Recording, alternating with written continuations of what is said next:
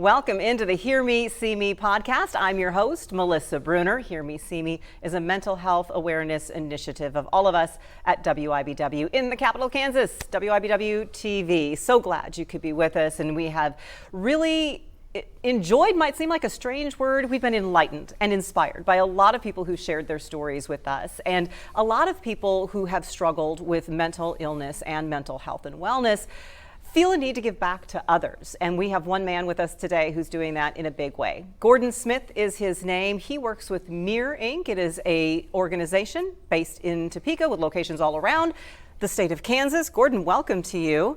It is all over, right? Where is Mirror? So we are across the state of Kansas. We have residential treatment in Newton, in Wichita, and in Shawnee, Kansas. We have outpatient at those locations as well. And now recently here in Lawrence, we have outpatient treatment going.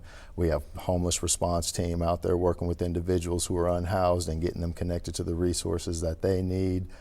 We have a lot of programs where we are now going into county jails and helping individuals get connected to what they need to help with their substance use and to enter into the community and to be successful when they get there. So there's a lot of programming across the state provided by Mirror that I am just so honored and grateful to be a part of. And I'm kind of starting at the end before getting back to the beginning with your story, because I think what you're doing now, and I think for a lot of people who've had the journey that you're going to share with us, the end and the present and the future are so much a more important part of the story than how you got there, because you don't want to dwell on the past, and that's probably is one lesson that you spread to people. Your work now, you do a lot of work at Mirror with people who are coming out of the system, who are, you call it re-entering society after a period of incarceration. Yes, ma'am. What is that work like? What are you trying to help people do? Well, currently I am the Topeka area regional director, and so I oversee the substance use treatment right here in Topeka, Kansas at our facility. And what we do is we provide substance use disorder treatment. We help individuals identify what kind of coping skills are in place. We teach them about treatment planning and having a plan of action for as they go into the community. We provide a lot of structure within the program, so we have a lot of rules that we ask that they follow, and so we help them to look at those little things in life that lead to the larger things. How is not following the rules led to me continuing to live this lifestyle that I live, this cycle that I seem to be trapped in, to where I can't get ahead or I can't, reach the goals that I want to reach in my life. So that's the present, the here and now of your story. Let's go back. Let's go back to the beginning now. What kind of kid were you, Gordon? So as a kid, I was a nice kid based on the reports that I received. I tried to follow the rules. I was really respectful. I was raised in a household where, we went to church every Sunday with our grandparents. My brother and I, we knew right from wrong growing up. We did have a lot of privilege growing up. Both my parents are educated, and we didn't want for anything. Education was held really high in my household, but I had a lot of issues with acceptance growing up. And so I didn't feel like I always fit in with everybody else. And that's kind of, it was kind of hard to be so celebrated at home and then to go out and interact with kids my own age and not be accepted by them. What was the acceptance issue that you had? So growing up initially, I was around, like I said, my family, we lived on the good side of town, and when I went to school, it was predominantly white kids that I was around, and so that was how I acted, that was how I behaved, and over a period of time, my parents' marriage dissolved, and when they separated, I had to go to school on a different side of town where everybody did look like me, but nobody accepted me because of my mannerisms, how I spoke, and there's just some of the things that I was into that they thought it was weird that I liked those things, because people like me don't like those things. And so acceptance was a very difficult thing. Took up a lot of bad behaviors during this transition to where, violence became a part of my life at this age. People laughed at a black kid being named Gordon. That wasn't a normal thing. And my grandfather and my father would always talk to me about, having pride in our name. I'm Gordon the third, and so my dad's name is Gordon Jr., my granddad's name, he's Gordon Sr., and I was supposed to carry this name, proudly, but I struggled with that. And so I would, get into fights over being called Gordon. In the household, I was called Trey, since I'm Gordon the third, and this separated me from my dad and my granddad. My dad was Gordy, and then my dad was Gordon Sr. And so when people didn't call me what I wanted to be called, I would act out. Sometimes violence was a thing, and what really led to a lot of the relationships that took me down a darker path was the violence, getting into those fights and then being accepted by the wrong kind of crowd, the crowd that is okay or even celebrates violence. And then within that, those kids also had other things that they had going on, which I later got into. So.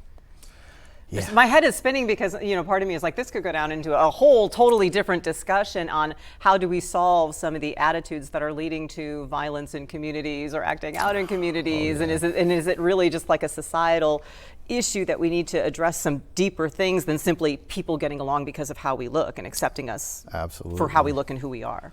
Well, I think connection was a big part of my issues. Like I said, being so highly celebrated at home, doing well in school, but then going to school and having trouble fitting in and being called names and whatever that looked like, and then falling into the other crowd. But along with some of those issues, with the separation of my parents, I don't think I maybe dealt with that all the way correctly, and there could have been some things there. It could have been a number of things in my life that, said that there were other things going on, but were never really addressed. How old were you when you started acting out? Oh, what was it? Maybe sixth grade was about when things started to go south. That was when I really started to get in trouble. And so sixth grade, maybe 11, 12. That's a tough age for really anybody early. Anyway. Really early. And then from there, just continuing that pattern of behavior and not really addressing things, getting connected to substances and experimenting with that, to drinking really, really young. And yeah, some of those things maybe were coping strategies. I didn't identify I was using them as coping strategies, but were definitely maladapted coping skills, drinking, violence, and really separating from my family, since a lot of it stemmed from, being named Gordon or whatever my perceptions of it were at the time. And I do want to give you a chance to say this and clear this up right away, because I think sometimes people think, well, gosh, if you make bad decisions, it's because you had a bad family and your parents, people like to blame families and parents and backgrounds. Absolutely not. The flip side of it and the reality is you can have parents, you can do everything right. Absolutely. You can encourage education, you can teach your kids to be respectful, and you can see them going on this good path. You can do everything right, but sometimes things in life happen. Absolutely.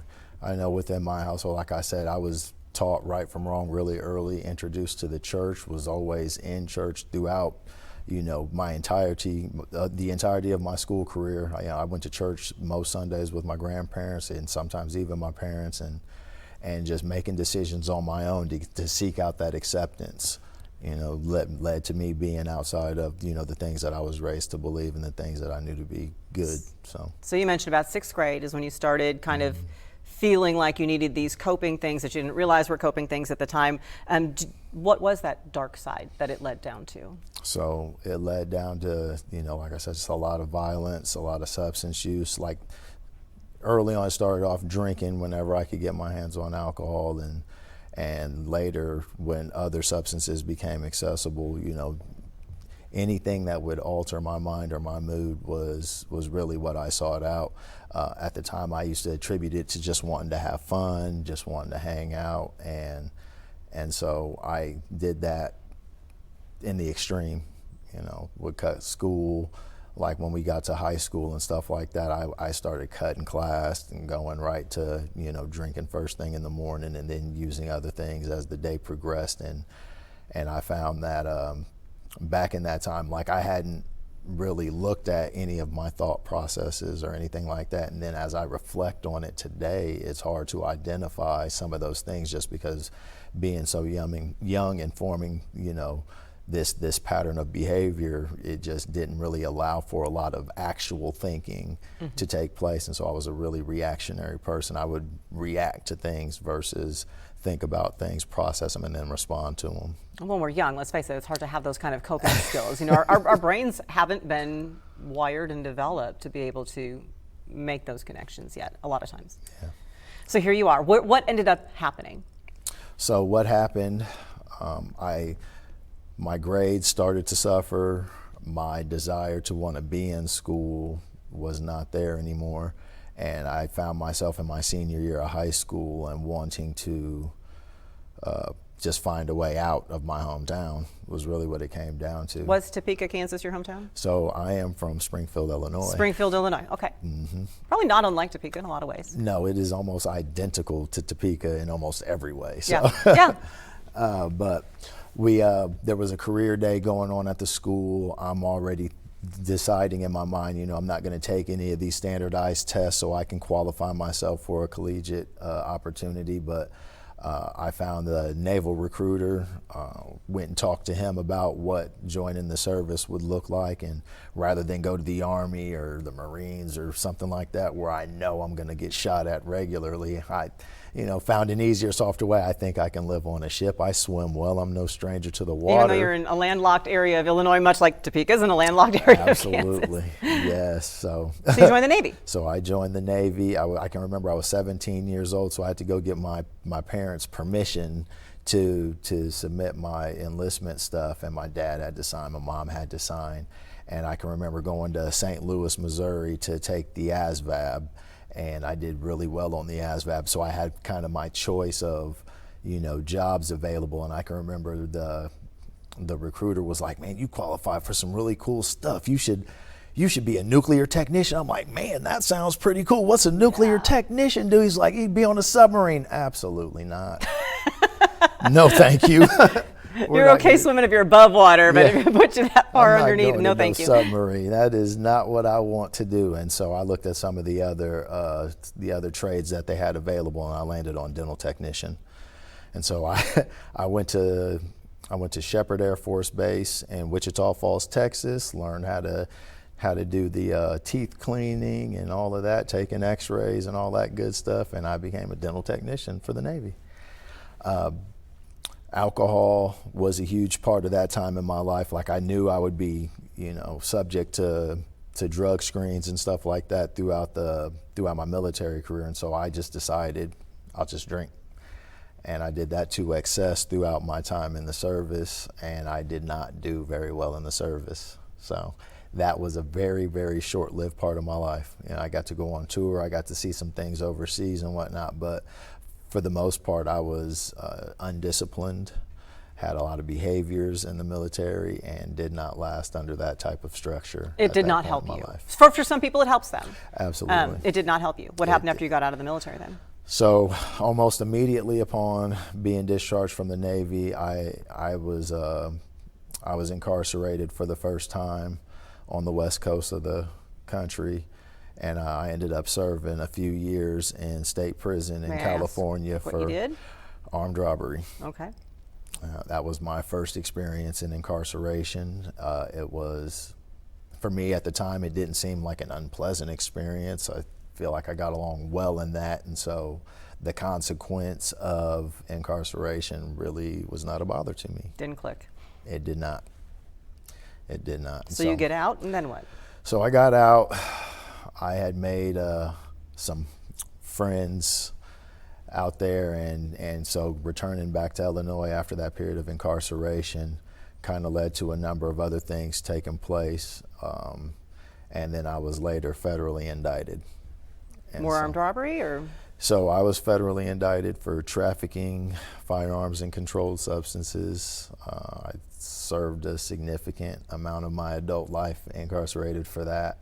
And when I was preparing to release from this period of incarceration, I can remember one of the biggest things that happened was I called my dad. He had since moved to Chicago with his family, and I'm asking if I can establish a residence plan with him out there, and he told me no. I could not come to be with him. My sister stayed with him. I had a younger brother that was within that household, and I was not welcome back to that household. And so that was one of those things that kind of maybe there's something Little going wake-up on, call. but didn't dwell on it too long because I just want to have fun.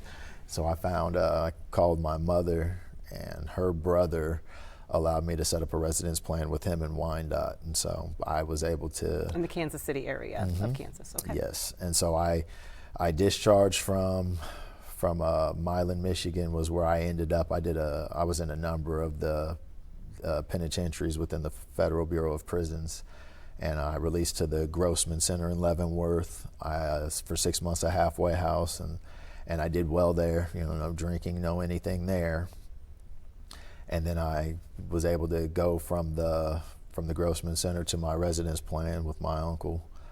And I can remember, I worked at Restaurant Depot for a time, and I did really well at this job. Like I started off, as a cashier, and then they made me a supervisor, and then put me in another area, became supervisor of that area, and just did really well within this employment. But I started drinking again almost as soon as I got out of the halfway house. And from the time I started drinking, I did not stop drinking until I was forced to stop again. What forced you to stop? Well, let's see, I was put back in the halfway house out in the Grossman Center. I was given an opportunity to go to treatment one time. It was a 14-day program to allow me to return to this employment that I was so successful in. And then I messed that up. I got out of treatment. I believe it was like the first night I was out. I had relapsed after this initial treatment experience. And so they put me back into the Grossman Center, and where I later got in a bunch of trouble again, and landed in the Leavenworth County Jail for a number of charges, stuff in the halfway house, having substances on me, all kinds of things. And I can remember I'm, probably going to go back to prison. Like, these were my thoughts at the time, because that's usually how it happened. I'd do some things, I get in trouble, I go to prison, easy. And something happened here in Kansas that hadn't happened anywhere else. And though I had been given an opportunity initially to try treatment, rather than, continue this cycle of locking me up and everything, the Federal Bureau of Prisons, like my United States probation officer, his name was Rod Freeman, he continued to advocate for me, which was huge. Continued to advocate for me. He had no reason to. And I didn't do anything right other than keep this job. And he decided, there's something here, and I think if we get him some more help. And I was allowed to go back to the facility that I went to for treatment again, and this time they addressed not only my substance use disorder, but also explored my mental health, which was huge for me. Because up until that point, I'd never talked to anybody about mental health. I mean, I said some things when I was incarcerated so I can continue to take meds, but that was drug-seeking behavior. Really didn't get any coping skills or really understand what was going on with me. It was just something I did to continue to feel how I wanted to feel. And with this opportunity to have treatment again when I should have been reincarcerated was huge. So first things first was having somebody to advocate, and then somebody asking why. Yes. What's leading to this? What did you learn? What was underneath what was going on with the substance use disorder? A lot of fear and anxiety and depression. When I was going for this treatment episode and I was, getting connected to mental health services, it was identified that I had post-traumatic stress disorder, bipolar disorder, and generalized anxiety disorder. And in that, I think the substances I was using at the time had put me in a mental space that I had never experienced, and so there was a lot of fear in that, because it was difficult for me at this period of my life to identify what was actually happening in the world around me and what my mind was telling me was happening and how distorted that had become. And so this fear, I had never experienced this place where I had absolutely no control even over my own thoughts or my behaviors or my feelings or how I'm responding or reacting to the world around me. And this level of fear inspired me to want to change, because I didn't like where I was at. There was a number of things that happened in this treatment episode that also started to melt the ice that was on my heart that I had towards the world, because the world is just the world, and I don't really fit into it. And so when I got to this treatment episode, there was a counselor there who had remembered me from being there previously, and he approached me and he addressed me by name. He was smiling. He seemed genuinely excited to see me, and that was huge because I'm now being treated like a person. You know, my United States probation officer and the judge and the prosecutor. You know, when I'm looking at going back to incarceration again, they see me as a person with something that's wrong with them, and they give me help. And then I see this counselor and he sees me and he wants to help me. I can feel that he wants to help me, and I was able to see people again for people versus threats, which was what it was at the end of it. And so I was challenged to be honest with myself for the first time in my memory. You know, I can't even really remember the last time I'd been honest with myself to this point. You know, I was 33 years old at the time, and I was challenged to do a lot of things that I hadn't done since I was a child, which was think and process some things and maybe respond more appropriately to things. So I got to practice this honesty with myself for a time. And so I would sit in front of one of the counselors or somebody, or I'd be in a group and they would ask me, how do I feel? I was like, I'm sad today, or I am scared today, or I am anxious today, or whatever. I had the space to experiment with telling people how I really feel versus giving that blanket answer of I'm okay, I'm fine, and all those other things. And in that, I learned how communicating what I am actually genuinely feeling to others allows the opportunity for me to get some help or to feel supported, and a number of other things, which led to me making some changes in my life. Well, I feel like you just said the name of the program a million times in there. Hear me, see me. Once we hear each other and see each other, we can get to root causes. We can help each other move forward. And Gordon is moving forward. We're going to take a look at how what he learned about himself he's now using to help others in just a moment.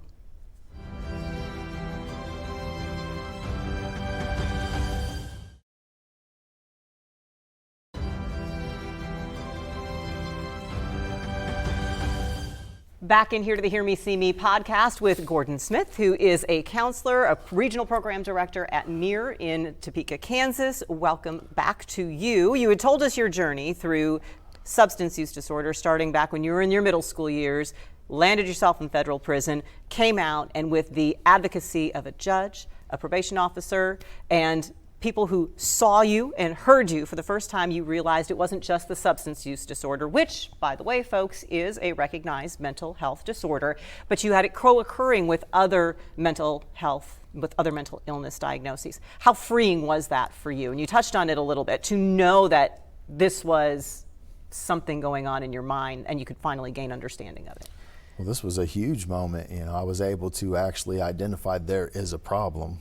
You know, rather than continue to live my life the way that I was and being, you know, wrapped up in this cycle of just treating my own personal symptoms with all these outside chemicals and substances, which was even making me further mentally disturbed, I now see that there is a problem that I can address through help.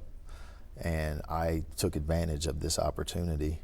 Part of that recovery process, it led you to a halfway house in Topeka? It did. My first permanent residence was 2201 Southeast 25th Street, building number 4, which is the reentry center for Mirror. And so I started off on the property that I now oversee as a resident. It's totally full circle for you. Very literally. As you learned about these co-occurring diagnoses for yourself, how much did you realize, and especially in your work now, how common is it for these sorts of co-occurring things to happen, especially with someone who is in the reentry process? Maybe not necessarily that they have a mental illness diagnosis or that should be diagnosed, but even just those latent conditions of fear and anxiety that could perhaps lead to poor choices, just because, I mean, you're entering a whole unknown coming back into society. Absolutely. So it actually generated a huge curiosity in me.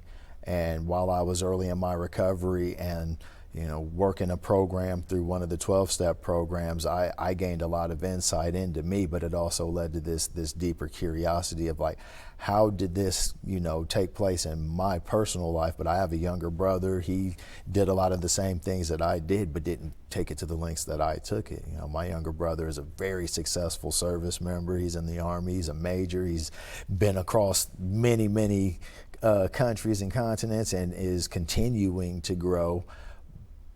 But when he takes a drink, it doesn't impact him the way that it impacts me. And so I became curious about that, and it inspired me to want to pursue my education.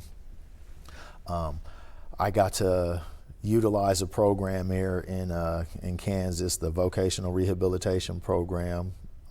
And in that, I got to attend Washburn University.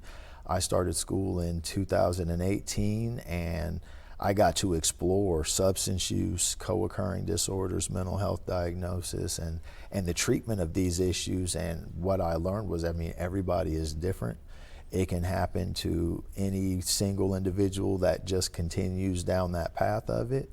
And I also learned that there's a lot of ways that we can help individuals that are experiencing that and can help them to come through the other side of that successful, able to live a productive and purposeful life, which was really exciting to me to learn these things, because I can remember being unemployable and struggling, even maintaining employment to be able to provide for myself, being unable to generate a living wage. And a lot of these things they inspired me to want to be able to give back to other people, like this is very doable if we start, we have to start. And so very, very grateful for the state of Kansas and the opportunities that it's given me. Being in that halfway house taught me a lot about needing to be connected to other people. So in order to leave the reentry center, I needed to submit these itineraries. And then on these itineraries, I had to list the time I was going to depart, the address where I was going to go, and what I planned to do, while I was outside of the facility. And I had some really good people in my corner who would only approve certain things. So I could go to work or I could go to a 12-step meeting, and that was pretty much all they would let me do, which was really helpful, because rather than spend time in the center, I was able to leave the center and go out into the community and to interact with people that are in recovery. I got to sit in a lot of meetings with people who shared about overcoming a lot of the things that I wanted to overcome, and people who had been successful after terms of supervision, which I had never been to that point.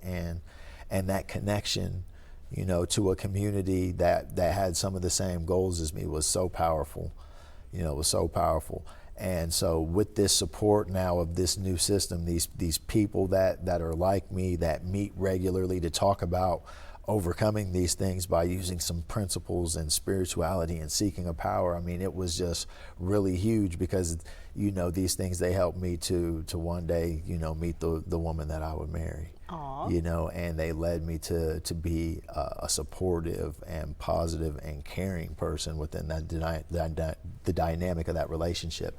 And then past that, I was able to then pursue my education and not fall apart every time something didn't go my way, and to be able to respond even if I didn't feel like people were hearing me. And I am just so grateful that the resources that are available in this community are what they are. And so being a part of giving back to that has been one of my dreams. As I got into recovery, like the idea that maybe I could give back, and was actually granted that opportunity to begin some of this work with an organization that does a lot of community work. And boy, I got to start off as a recovery coach, a peer mentor. And so I got to walk alongside other people who had mental health diagnoses or were unhoused or were coming from a term of incarceration. And I got to have these really positive conversations with them about what it's like to overcome these things, and to tell them like it is absolutely doable. I'm living in this right now, and to be able to see people get connected to those things like the 12-step programs that are available, and walking alongside them through some of those meetings so they're not alone when they do it. I think also to tell people that one failure doesn't mean you failed. Absolutely. What is the popular song right now? Getting back up is the only backup plan you need. It's a country song. Yes. Getting back up. Yes. You can do that. You can do that. And so I got to walk alongside these people, which was incredible. It fueled my recovery. It refueled the hope that I had for being able to live this purposeful life, after so long of just being in trouble and taking and the violence and the hurting people. Being given the opportunity to be of service to others, and even at the professional level, it was, it changed me. And so now I'm in my education. I'm working in the field as a peer, and I'm learning about all these things that took place in my life. And I'm identifying ways that, this connection to people here, or this maladaptive ability to connect to people, it led to other things for me. I sought that out through isolation and being able to, put things into my body to feel how I wanted to feel, and why that went the way that it went in my life. And I got to learn, group dynamics and stuff in some of my group therapy courses. And then so I'd go to these meetings with new eyes, and I'm guiding other people to experience this change in this process of recovery. And I just continue to get excited. And so I go even further. While I was at Washburn, I was going to begin my internship. And I can remember talking to the organization that I worked for at the time. I was like, well, Gordon, why don't you do this for your internship? And they offered me a care coordination position, to where I got to go into the prisons around Kansas, and I got to help people develop these plans to release from prison into the community with these recovery-oriented plans, and then the process of securing employment and stabilizing out there, securing vital documents to be able to get these jobs. It was so impactful to be able to go into the prisons, being who I've been, the background that I have. I can remember submitting that background check. I was like, there's no way they're going to let me go in here and do this. Well, somebody approved it, and I got to go into these prisons, and I got to walk back out of those prisons. That was a cool feeling. And being able to help on that level was like a dream come true. And so moving into a practicum, because I was offered the opportunity to do the fast track program, to where I would secure a master's degree by taking the graduate courses while I was still in my undergrad. And I talked to Voc Rehab, hey, is this okay? You guys are paying for this. What are you guys gonna let me do? And they were like, is this gonna help you become more employable? Is this gonna make you more knowledgeable in the work that you're doing? I was like, absolutely, do it. Do it. And so I started the fast track program. So I'm now, toward the end of my undergrad, I'm taking graduate courses. I need to take another practicum. I need to go out here and get some more field experience. And of course, the organization I was with was so gracious. They allowed me to do a practicum working with the dually diagnosed population. And so I worked under a contract, to where our goal was to help people, was to reduce people's connection to high cost resources. And so how do we help people not end up in, some of these state facilities, or how do we decrease the number of times they're going to go to the emergency room or utilize crisis or things like that, to where these high cost resources aren't being utilized as frequently as they would be without connection to other resources. And so I got to work with this population for a time, and that was really impactful. And as I neared graduation, I sit on a lot of the community councils and stuff. And the director of Mirror at the time had reached out to me and asked, if I was nearing completion of my graduate degree, so I could come counsel if I'd be interested. And I can remember, wow. That happened fast, because, I set out on this journey so that I can counsel, so that I could be that guy that meets people showing up to treatment in handcuffs and being excited, and tell them, hey, this is the beginning of your journey. See, Gordon, you do belong in this world. You said earlier, I don't belong in this world. Yes, you do. You found it. You found it through your journey. Lesson that I think can help everybody here. What are your coping mechanisms now? As you've had this journey, learned about yourself, been able to explore your mind. Yes. Those bad coping mechanisms that you've had before, what are the coping mechanisms that we all can use? For a time, it was I absolutely needed to be on medications that were prescribed. And I can remember the first time they prescribed me medications, they talked to me about, like, these aren't going to do it for you. When you take these, you also need to develop a routine. You need to get up early, make your bed, clean something, pick up your room or something, exercise, do something. You have to create a routine, and when you don't feel like getting up, you have to get up anyway. And I can remember, like, I carried that a long way, like even to today.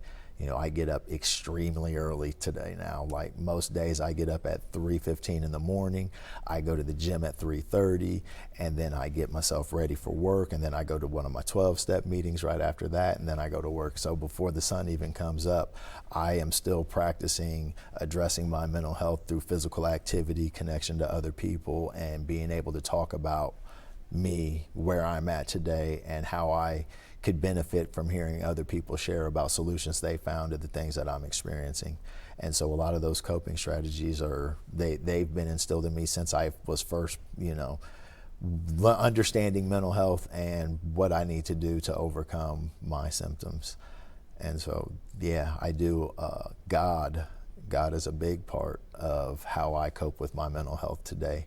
At first I couldn't see that, but taking those medications allowed my brain to function the way that it was designed to function. Finally, after all the abuse and all the chemicals put up there, I can now have cognizant thoughts, and really it just became full circle. I was raised in the church, and I understood and was taught to love God before, but then I ran from that.